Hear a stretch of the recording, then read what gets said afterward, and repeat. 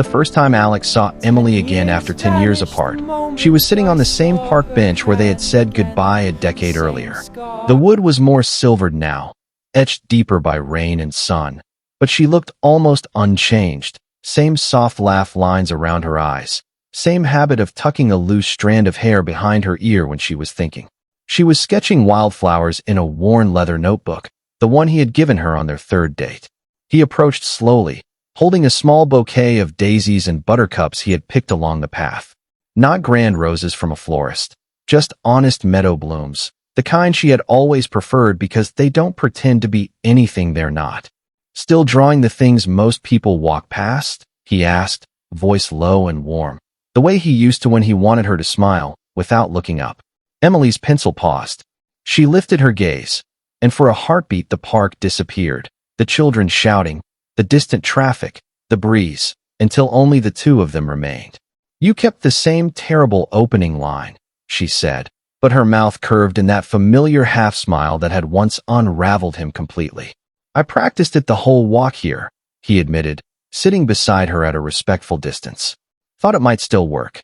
She closed the notebook gently, fingers lingering on the cover. It always worked. They sat in the golden late afternoon light, not rushing to fill the silence. That had been one of their first lessons as a couple. Silence could be kind, too. It could hold hands, breathe together, let memories settle like dust after a long journey. After a while, Emily spoke again, softer. "I kept every note you ever left me. The tiny ones on the fridge, the longer ones folded inside books. Even the one you wrote on a napkin when we fought about whose turn it was to buy milk. You ended it with, 'I'm sorry I raised my voice. You deserve gentle even when I'm frustrated.' I framed that napkin, Alex. It's still on my dresser." He looked down at the flowers in his lap, suddenly shy. "I kept the heart-shaped sandwiches you used to make.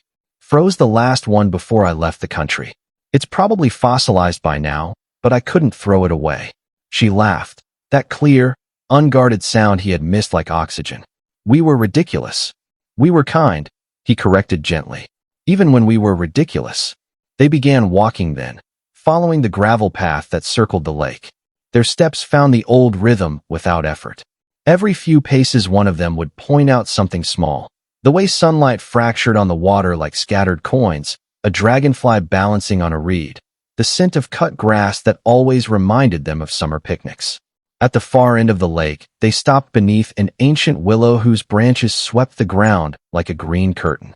Inside that green room the world felt smaller, safer. Emily turned to him. "Why did you come back today?" "Because 10 years is long enough to learn what matters," he said simply. "And what matters is still you remembering how I take my tea, still leaving the porch light on when I'm late, still choosing gentle words even when you're tired. I never found anyone else who made ordinary days feel like poetry." She reached out and brushed a speck of pollen from his sleeve, a tiny, instinctive gesture of care. "And I never found anyone else who warmed my side of the bed before I got in, who carried my backpack on hikes without making me feel weak, who listened to my fears without trying to fix them right away. You made respect feel like romance." They stood there a long time, letting the willow leaves whisper around them.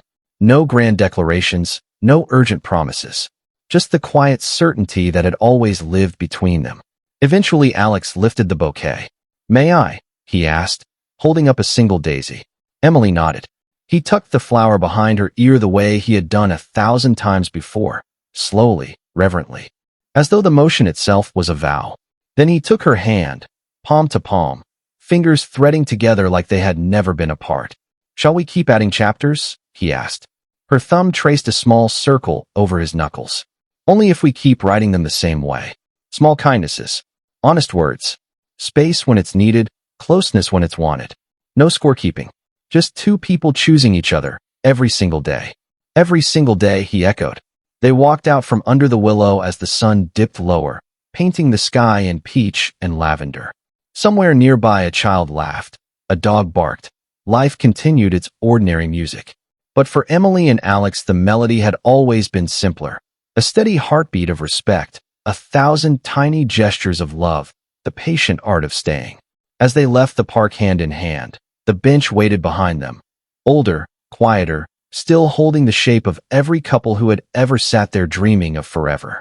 And somewhere in the meadow, More daisies waited to be picked. Because love, when it is real, is never finished. It simply keeps blooming. Craving shocking revenge, chilling horror, and jaw-dropping relationship drama. If you love revenge, horror, and jaw-dropping relationship stories straight from Reddit, make sure to like this video, subscribe to Reddit Tales Time, and turn on notifications so you never miss the next story. More twists, more drama, more tales, coming up next.